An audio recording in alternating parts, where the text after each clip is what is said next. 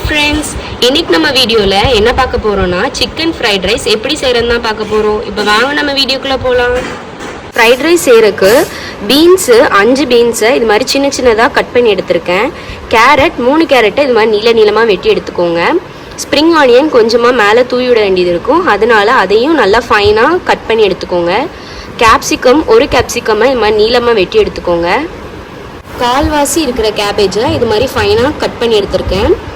2 பெரிய வெங்காயத்தை இது மாதிரி ஸ்லைஸ் பண்ணி எடுத்திருக்கேன். இது கூட சின்ன வெங்காயம் நம்ம ஸ்ப்ரிங் ஆனியனில் கீழே இருக்கிற வெங்காயத்தை இது மாதிரி கட் பண்ணி எடுத்திருக்கேன். பாஸ்மதியை வேக வைக்கிறதுக்காக ஒரு பாத்திரத்தில் தண்ணி எடுத்து அதில் தேவையான அளவு உப்பு போட்டுக்கோங்க. அது கூட கொஞ்சமாக எண்ணெயும் லெமனும் கொஞ்சம் ஆட் பண்ணிக்கோங்க. அப்போ தான் நம்மளோட பாஸ்மதி உதிரி உதிரியாக நம்மளுக்கு கிடைக்கும். தண்ணி இது மாதிரி நல்லா தரன்னு கொதிச்ச பிற்பாடு 2 கப் பாஸ்மதியை ஊற வச்சு எடுத்திருக்கேன். 10 நிமிஷம் ஊற வச்சா போதும்.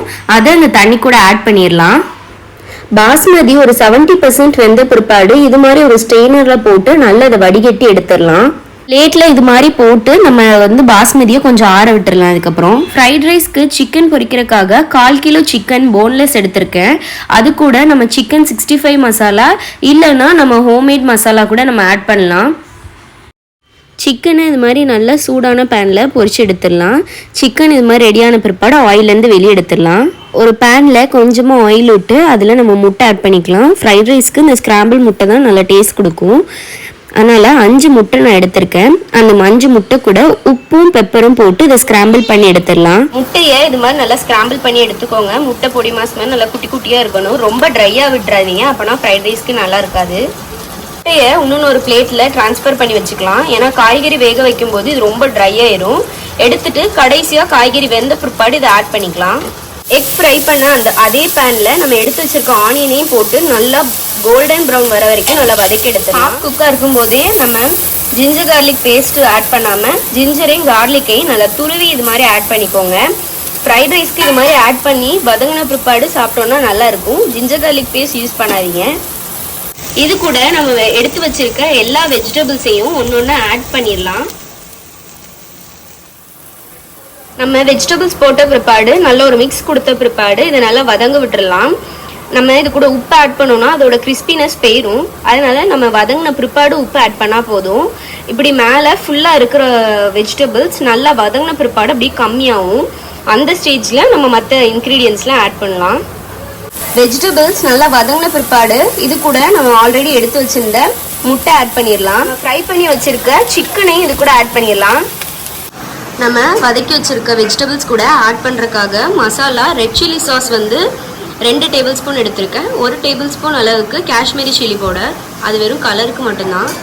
நீங்கள் கம்மி பண்ணுறதா இருந்தால் நான் 2 கப் பாஸ்மதி எடுத்திருக்கனால நான் அளவு சொல்கிறேன். நீங்கள் 1 கப் எடுக்கிறதா இருந்தால் அதுக்கு பாதி எடுத்துக்கோங்க. நம்ம எடுத்து வச்சிருக்க மசாலாவையும் இது கூட ஆட் பண்ணிடலாம். 1 ஸ்பூன் அளவுக்கு சோயா சாஸ் ஊற்றிக்கலாம். 1 டீஸ்பூன் வினிகர் ஆட் பண்ணிடலாம். வதக்கி வச்சிருந்த வெஜிடபிள்ஸை நம்ம நிறைய எடுத்துட்டு கொஞ்சமாக மட்டும் இந்த பாத்திரத்தில் வச்சிடலாம். ஏன்னா இதில் நம்ம ரைஸ் போடும்போது அப்படியே நிறைஞ்சிட்டு இருக்கும். நம்ம மிக்ஸ் பண்ணும்போது ரைஸ் உடஞ்சிரும். கொஞ்சமாக எடுத்து ரைஸும் போட்டு மிக்ஸ் பண்ணோன்னா ஈஸியாக மிக்ஸ் ஆயிரும். கொஞ்சமாக இதில் ரைஸ் ஆட் பண்ணி நல்லா மிக்ஸ் பண்ணி விட்டுறலாம். நம்ம கரண்டி வச்சு ரொம்ப மிக்ஸ் பண்ணக்கூடாது, இல்லைன்னா ரைஸ் உடஞ்சிரும். இது மாதிரி நல்லா மிக்ஸ் பண்ணி விடுறதுக்கு பதிலாக நீங்கள் நல்லா குலுக்கி விட்டா கூட போதும். நம்ம வதக்கி வச்சிருக்க வெஜிடபிள்ஸை 1 ஸ்பூன் நல்லா பரவலாக போட்ட பிற்பாடு இது கூட 1 ஸ்பூன் ரைஸ் அது மாதிரி மிக்ஸ் பண்ணிகிட்டே வரணும். நம்ம கரண்டி யூஸ் பண்ணுறதுக்கு பதிலாக நான் சொன்ன டெக்னிக்கில் மிக்ஸ் பண்ணிங்கன்னா நம்ம ரைஸ் உடையாமல் வரும். ஃபுல்லாக மிக்ஸ் பண்ணிவிட்டு உங்களுக்கு காட்டுறேன். இது கூட லாஸ்ட்டாக பெப்பர் போட்டுடலாம். லாஸ்ட்டாக இதில் ஸ்ப்ரிங் ஆனியன் போட்டுடலாம். அவ்வளோதான், நம்மளோட ஃப்ரைட் ரைஸ் சூப்பராக ரெடி ஆகிட்டு. இந்த வீடியோ உங்களுக்கு பிடிச்சிருந்துச்சுன்னா லைக் பண்ணுங்கள், ஷேர் பண்ணுங்கள், மறக்காமல் நம்ம சேனலை சப்ஸ்கிரைப் பண்ணுங்கள்.